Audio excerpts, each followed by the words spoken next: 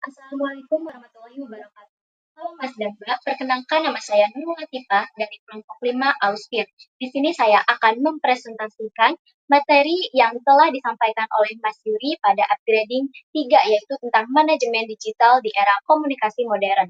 Yang pertama ada revolusi industri. Revolusi industri dan manajemen digital di era komunikasi modern memiliki hubungan erat di mana kedua fenomena tersebut berperan penting dalam perkembangan ekonomi dan teknologi global.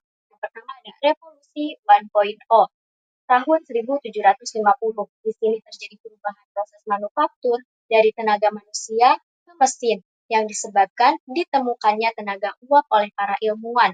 Tahun 1764, James Watt menciptakan mesin uap. Tahun 1783, Marquis de Joffroy menciptakan mesin uap penggerak kapal. Tahun 1904, Richard Trevithick menciptakan lokomotif uap pertama.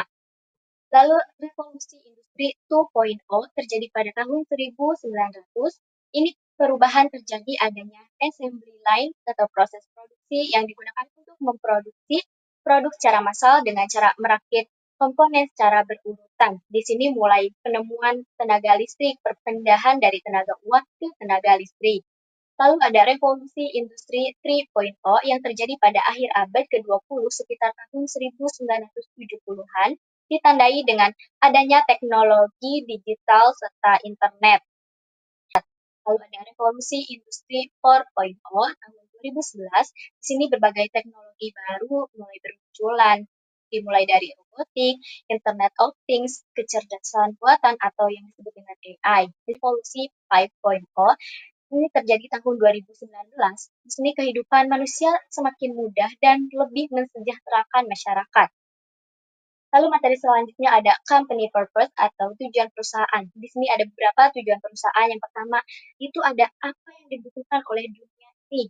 Lalu yang kedua, apa hal yang unik yang dikuasai oleh suatu perusahaan. Yang ketiga, bagaimana cara perusahaan itu dapat menciptakan nilai ekonomi yang baik. Dan yang terakhir, apa yang disukai oleh karyawannya di perusahaan tersebut. Lalu yang selanjutnya ada digital management. Ini adalah serangkaian tindakan yang dilakukan untuk mengelola bisnis dengan menggunakan teknologi digital. Proses ini melibatkan penggunaan teknologi seperti perangkat lunak manajemen, analitik data, otomatisasi, dan platform digital untuk meningkatkan efisiensi operasional. Lalu ada 3 pilar manajemen digital. Yang pertama ada digital marketing atau pemasaran digital. Ini upaya pemasaran produk atau layanan yang menggunakan media digital di internet sebagai platform utama. Lalu yang kedua ada digital sales atau penjualan digital. Ini adalah proses menjual produk atau layanan melalui saluran digital atau online. Yang terakhir ada digital operation service atau layanan operasi digital. Ini layanan yang menggunakan teknologi digital untuk mengelola, mengoptimalkan, dan mengotomatisasi operasi bisnis sehari. Lalu ada analisis data. Ini adalah kegiatan menganalisis data yang masih mentah dan diproses dengan cara-cara tertentu sehingga menjadi kesimpulan. Lalu ada interpretasi data. Ada 4 nih, ada analisis kinerja konten, variasi konten, paid ads, dan optimasi traffic search. Lalu ada integrasi platform. Ini adalah proses mengintegrasikan data dari berbagai aplikasi ke dalam satu solusi.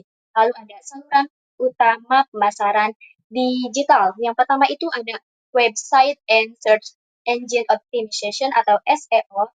Yang kedua ada social media marketing atau SMM. Yang ketiga ada email marketing.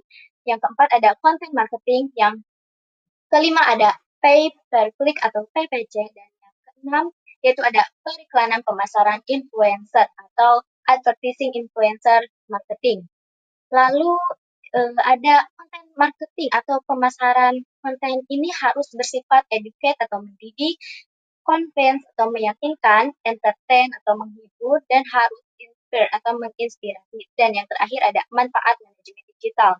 Ada jangkauan audiens yang lebih luas, penargetan yang akurat, interaksi interaktif yang ditingkatkan, efisiensi biaya, dan hasilnya itu harus terukur.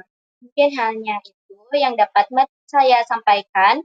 Terima kasih sebelumnya. Wassalamualaikum warahmatullahi wabarakatuh.